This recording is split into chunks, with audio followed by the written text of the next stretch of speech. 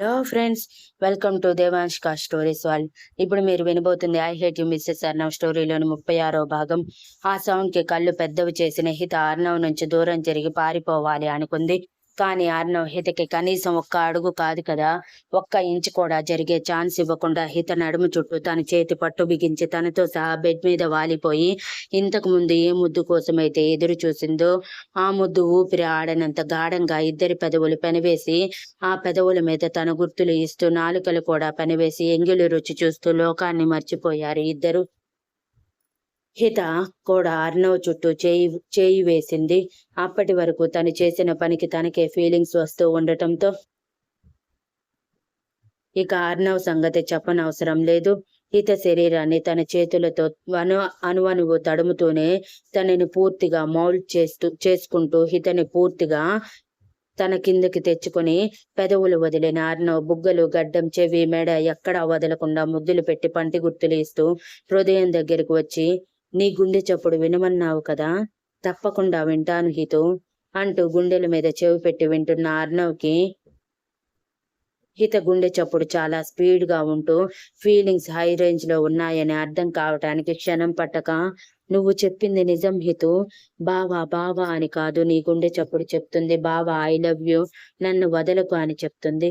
మరి నేనెందుకు వదులుతాను చెప్పు అంటూ హిత గుండెల మీద తన ప్రేమ గుర్తు వదిలి హిత చేత అరిపించి జలపాత సోయగాలు అయిపోగానే వాటి లోయలు లోతులు చూడటానికి సంసిద్ధమవుతూ నడుము దగ్గరికి చేరి నాభి అందాలని తన పెదవులతో రుచి చూసి నడుము మడతలని చేతులతో సవరించి హితని ఉక్కిరి బిక్కిరి చేయటమే పనిగా పెట్టుకున్న అర్నవ్కి సడన్ గా తన ఫోన్ పెద్ద సౌండ్ తో డిస్టర్బ్ అయ్యి ఒక్కసారిగా నాభి మీద తన పంటిగట్టు దింపి హిత చేత అరిపించి తన అరుపుకి నవ్వుకుంటూ ఉండగా హిత అర్నవ్ జుట్టు పట్టుకొని తన మీదకి లాగి కళ్ళు చిన్నవి చేసి, ఏం చేస్తున్నావు బావా నువ్వు అని అడిగింది.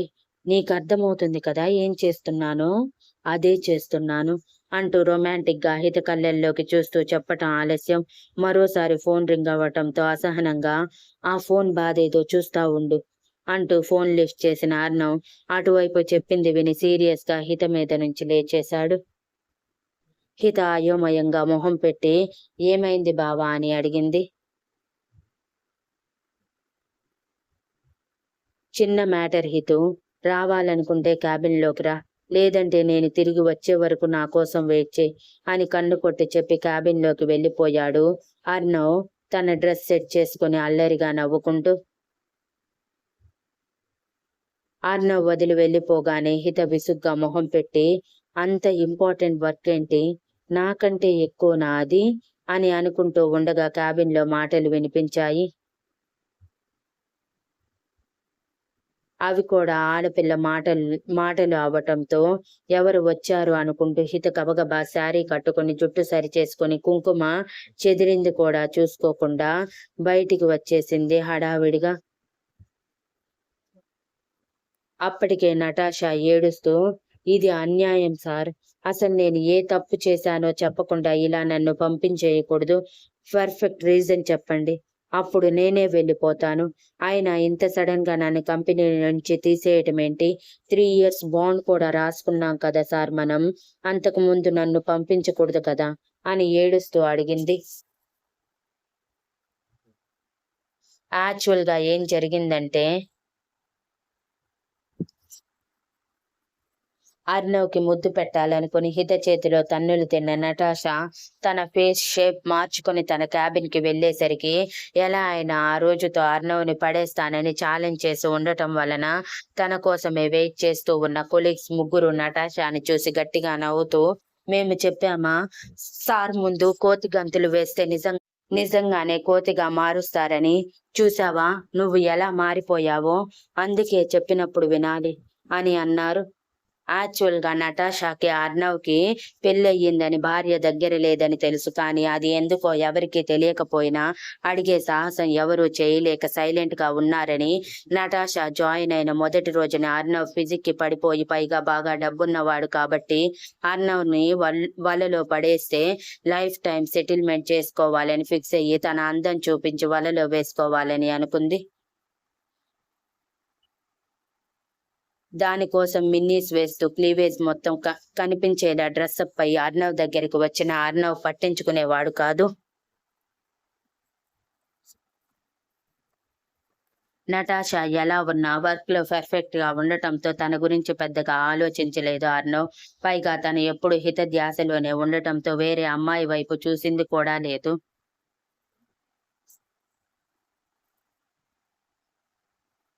సో నటాషా ఎన్ని ప్రయత్నాలు చేసినా దక్కించుకోలేకపోవటంతో కోపం వచ్చేసింది. ఆఫీస్లో జాయిన్ అయ్యాక పరిచయమైన ఫ్రెండ్స్ నటాషా వేషాలన్నీ చూసి నవ్వుతూ తనని వెక్కిరించడంతో ఖచ్చితంగా అర్ణవ్ని పడేసి తన సొంతం చేసుకుంటానని బెట్ వేసింది. దానికోసం ఇంకా ఎక్కువగా ట్రై చేసింది కానీ వర్కౌట్ కాలేదు. ఈ రోజు వచ్చిన దగ్గర నుంచి అర్ణవ్ కొంచెం డల్ గా ఉండటం గమనించిన నటాషా రిలాక్సేషన్ తను ఇస్తే అర్ణవ్ తనకి పూర్తిగా అడిక్ట్ అవుతాడని అనుకుని చప్పుడు చేయకుండా అర్ణవ్ పర్మిషన్ కూడా అడగకుండా లోపలికి వచ్చిన తనకి కళ్ళు మూసుకొని హిత కోసం ఆలోచిస్తున్న అర్ణవ్ కనిపించగానే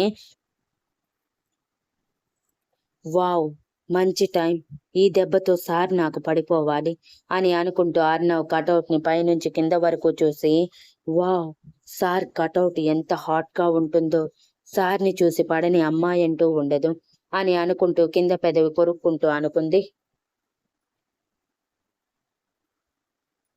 అర్ణవ్కి 34 ఇయర్స్ ఉన్నా చూడటానికి 29 ఇయర్స్ ఉన్నట్టు తన వర్కౌట్స్ వలన తెలియకపోవటంతో, పైగా అందంగా ఉండటంతో ప్రతి అమ్మాయికి అర్ణవ్ ఒక కలల రాకుమారుడు కానీ అందుకునే ఛాన్స్ లేదని నిరాశ చెందిన వాళ్లే ఎక్కువ. అలా నటాషా ప్రయత్నించడం హిత చేతుల్లో తన్నులు తినటం జరిగిపోయింది. ఇక మనం మళ్ళీ నటాషా దగ్గరికి వద్దాం పదండి.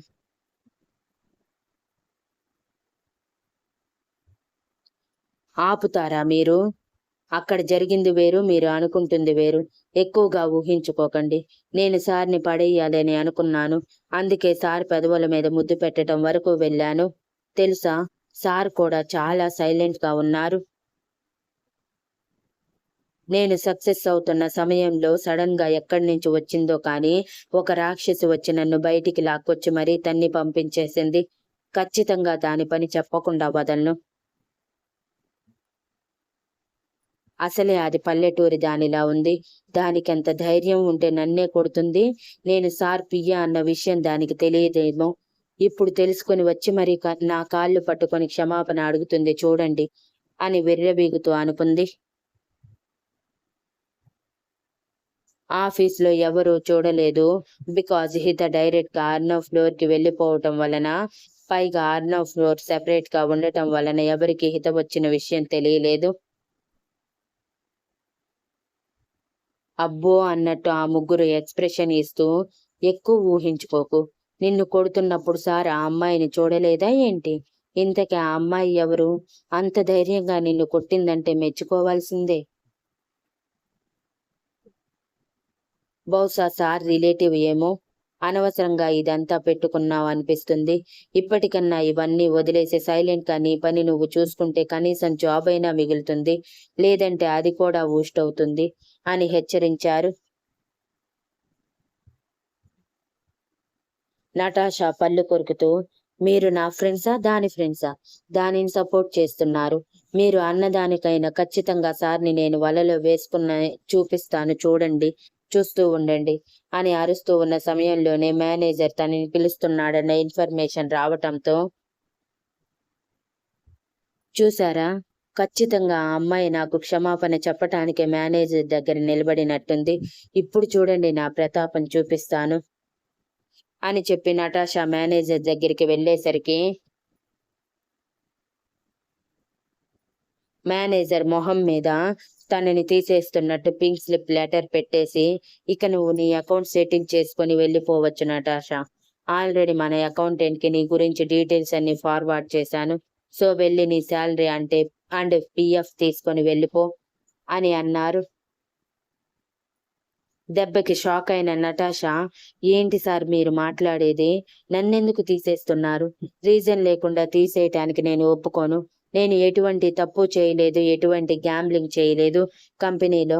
సో నన్ను తీసే రైట్ ఎవరికీ లేదు అని అరిచింది. మేనేజర్ విసుగ్గా, ఇది మన CEO సార్ ఆర్డర్ అమ్మా, నువ్వు తప్పక పాటించాలి. ఏం చేశావో ఏమో, సడన్ గా ఇంత పెద్ద స్టెప్ తీసుకున్నారంటే ఖచ్చితంగా సార్కి కోపం తెప్పించే పనే ఏదో చేశావనే కదా. ఇవన్నీ వదిలేసి సైలెంట్ గా ఇక్కడి నుంచి వెళ్ళిపో, గొడవ చేయకు. సార్కి కానీ తెలిసిందంటే చాలా సీరియస్ అవుతారు అని అన్నారు. లేదు సార్, అకారణంగా నన్ను ఇలా తీసేస్తాను అంటే నేను ఒప్పుకోను. నేను డైరెక్ట్ గా సార్తోనే తేల్చుకుంటాను. ఎందుకు నన్ను తీసేస్తున్నారు, ఇన్ఫర్మేషన్ కూడా ఇవ్వకుండా తీసేస్తే ఒప్పుకోలేను సార్. నేను సార్ని కలవాలి అని అంది. కుదరదమ్మా, సార్ చాలా ఇంపార్టెంట్ వర్క్ లో ఉన్నారు.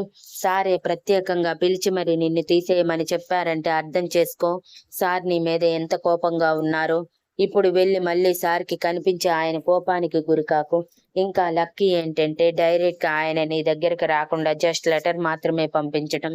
సంతోషించు అన్న నటాషా ఒప్పుకోకుండా, లేదు, నేను సార్ని కలవాల్సిందే, లేకపోతే నేను ఇక్కడి నుంచి కదలను అని గోల చేయటంతో మేనేజర్ ఇక తప్పక బిజీగా ఉన్న అర్నవ్కి కాల్ చేసి నటాషా గోల చేస్తుందని, తనతో మాట్లాడాలని అంటుందని చెప్పగానే అసలు తనేం చేసిందో తెలుసుకోవాలని డైరెక్ట్ గా తనతోనే చెప్పించాలని అనుకున్న అర్నవ్ సరే పంపించమని చెప్పాడు. ఇప్పుడు మనం ప్రెజెంట్ సిచ్యువేషన్ కి వద్దాం.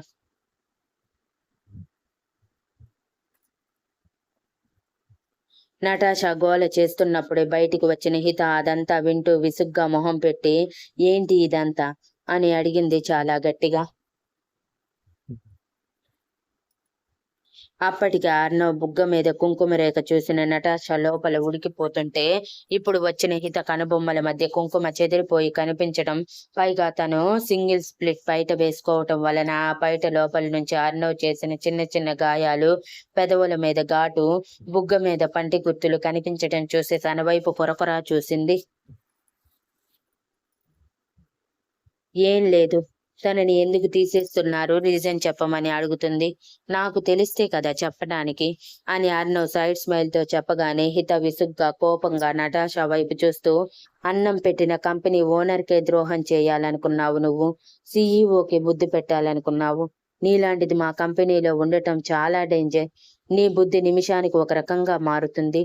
నీలాంటి ఎంప్లాయీస్ మాకు ఏమాత్రం అవసరం లేదు, అందుకే నేను తీసేశాం. చాలా రీజన్ అని అంది హిత. అబ్బో, తెగ చెప్పావు.